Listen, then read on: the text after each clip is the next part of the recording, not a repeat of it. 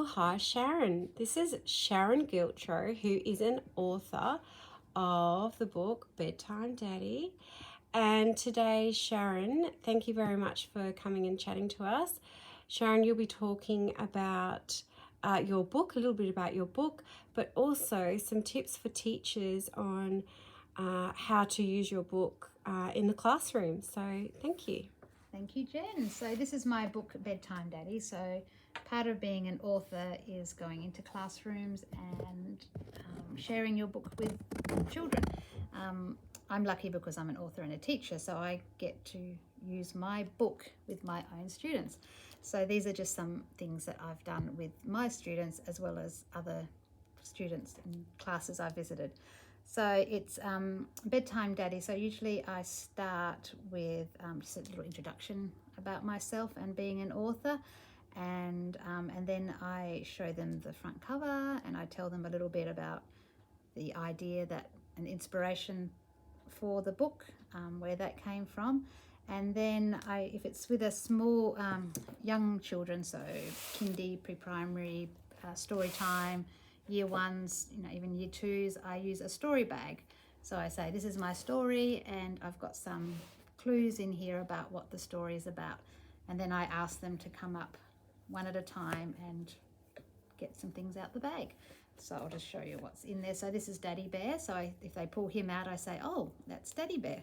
He's the character in the book. So he's one of the characters. So that's a clue to the story. It's got bears in it and it's a daddy. And then I get someone else to come up and they pull out something else, and then I ask them, oh, what did you find? And they say, a cup. And I say, well, in the story, Daddy Bear asks for a drink. So that's another clue about what's in the story. And then usually I pull these out at some point and I ask them what it is, and they say it's a bear hat. And then I usually just put that on, and then, that keeps them entertained and looking at me.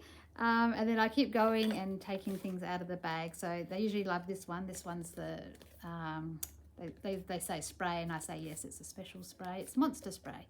And that's in the story, and that's what the little bear uses to spray monsters away. And then I usually go around and spray their shoes, because that's in the story about spraying monsters in your shoes and books and under the bed and the usual places. And there's a carrot, because Daddy gets hungry before bed, so you give him a sugar-free snack. And these are Daddy Bear's favourite pyjamas, which are dinosaur pyjamas. And sometimes I'm even wearing dinosaur pyjamas, depending if it's book week or dress-up time. And there's also a toothbrush. And then, so all these things are in the story. And then I start reading the story. And as I read it, I refer back to what was in the story. Then I open it up and say, what time of day it is. And they say it's nighttime. So we talk about the setting. And then here I ask them, what time it is, tell me the time. And they say 7 o'clock. And then I tell them there's the characters. And then I read the story. And we stop throughout the story and we talk about different things that are happening in the story. And this is one of the pages that we talk about quite a bit. Because there's 2 questions in there. Why don't ducks have arms? So then we can talk about that, and they can give me their ideas about why ducks don't have arms. And another question is, do sharks sneeze? So as I'm reading the story, I stop at different parts and talk about it more. So you don't, because I know people have different opinions on this, you don't read the story through thoroughly first and then go back and read and stop? But you stop through as you read and then discuss. Yeah. Okay. As just naturally where there would be a spot. I mean, another idea, because I've also got teaching notes, depends how much time you have. So another idea, that you could talk about the themes before you read it. Another idea is to do a picture walk where you just go through the story and just look at the pictures without reading the words. And then there's a story bag, and then you could read the story. But and then at the end, you could also ask questions. So there's got in the teacher's notes, there's some comprehension questions like literal questions like, who is the story about? What time did Daddy Bear go to bed? So there's many ways you could use it just as a straight read through. And then you could go back and you can do various activities throughout the book. So Yeah, I mean, I just try to make it as natural as I can to begin with. Especially first time. Yeah, and then go back. And there's, you could do character profiles. There's, story maps. You could even, I've got in there some suggestions about writing your own how-to story. Like think about, because this is about how to put a grown-up to bed. What else could you teach someone to do? So those ideas. And also I have done before where I've got a script in here. So then you get people to act it out. So you get someone to be the narrator, someone to be the daddy bear, someone to be the child bear. And then they've got the script and they can act out the story. Awesome. So like any book, you can use it in many ways. And you wrote that pack of activities. Mm-hmm. And I've seen it's very comprehensive. Yes. And teachers can get this from you. So they can go to EK Books, the publisher, the website, and just put in Bedtime Daddy teaching notes. Most books would have teaching notes. So Is that something that they have to purchase? Or no, it's free. Yeah, it's free. But obviously you have the book to go along with it. Yeah. And some other things I've done is like visualizing. I did this with an older group of children. So I just showed them the cover and then I said, we're going to visualize and I want you to listen to what I say and then draw a picture of what is in your mind, what you think of. So I just read the first line. So I just said, when you see your daddy rub his eyes and stifle a yawn, announce bedtime daddy. And then I asked them to draw that picture without showing them. So I said, that's sort of what an illustrator does. They read the words and then they have to picture what the book's about. Because I didn't tell Katrin where daddy was when that happened. So she came up with that idea. Okay. So it's just showing them that you hear something, then you come up with an idea.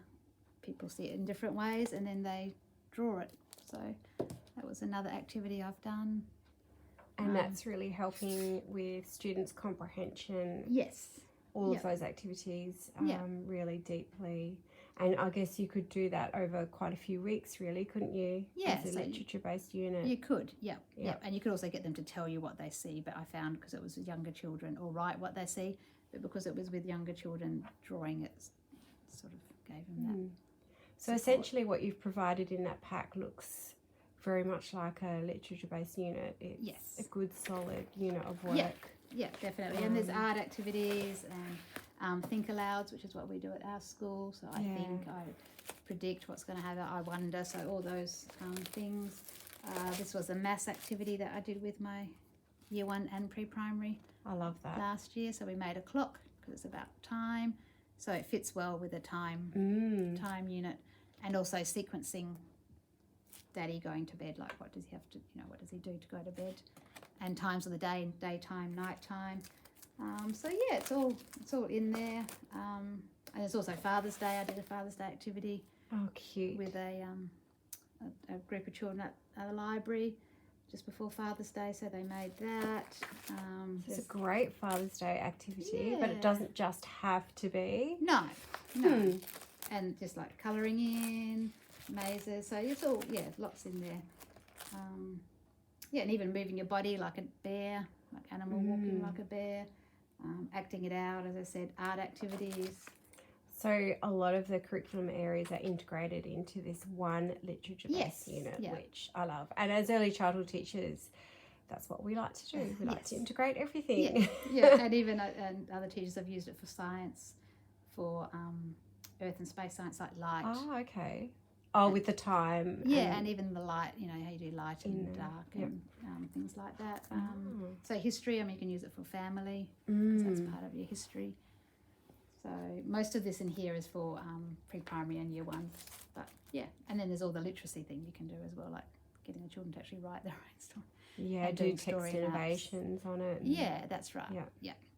So it's, So they go to EK Books, they can purchase that book from EK. And did you say Dimmicks as well? And Dimmicks and Amazon and Book Depository, so all the online bookstores.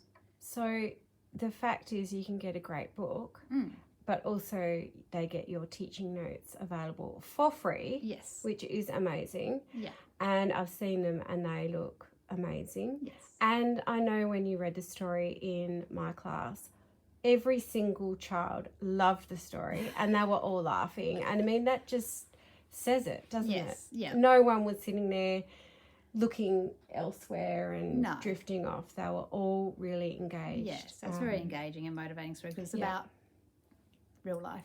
That's something that they can relate to. And I really like the activity you did with the story bag, because I think that got the students really curious before they started reading it. And so often, I know myself as a teacher, you can just pick up a story and go, yes, I'm going to read this. Because you don't always have the time. No. But I think making the time is really good. And maybe you could have a collection of those bags ready to go. Yes, yeah. Especially if you're doing a literature-based unit. Yes. You would put more effort into doing that. That's it. And I've also done it with parts of the book as well, because you can talk about front cover, back cover, illustrations, text. So, yeah. Yeah. Oh, that's great. So being an author and a teacher is very handy. It is very handy. It is very handy. So, yeah. Oh, well, thank you very much for talking to Teach and Chatter today. I'm sure a lot of people will learn from this and love to get your resources, because I think it's just amazing value, and it is such a gorgeous book and very cute, and also one that I think a lot of parents will be able to relate to as well. Yes, and there's also author visits. You can always get authors to come visit your school through. Oh, do you do that? Yes. Oh. And lots of authors do that, especially during book week. That's probably. So how would people organise that? Well, you just contact the author and ask them. Directly to you through the website. There's like a contact page. Okay. Yeah. Through just through me. Just email me. Yep. Yeah. Maybe I could put that in the notes section of this YouTube clip. Yes. Well, thank you. That's been really, really helpful. So I will chat to you soon, I'm sure. Thanks very much, Sharon. Bye.